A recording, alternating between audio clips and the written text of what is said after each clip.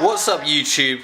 It's your boy Ben Windsor TV2, and today I've got another, well, basically this video, I don't even know what the fuck it is.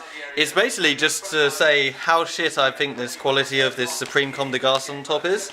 I got this through from Dover Street Market, and look at this. It's like Tipex. It's fucking Tipex on there. Hey! Dead out quality. Dead out.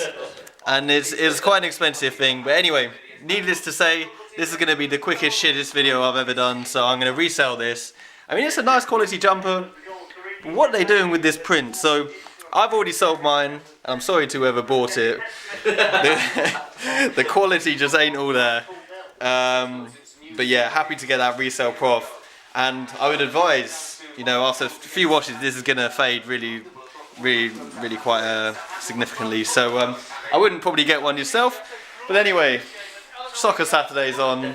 We've got your boy Bite Size out here packaging a suit.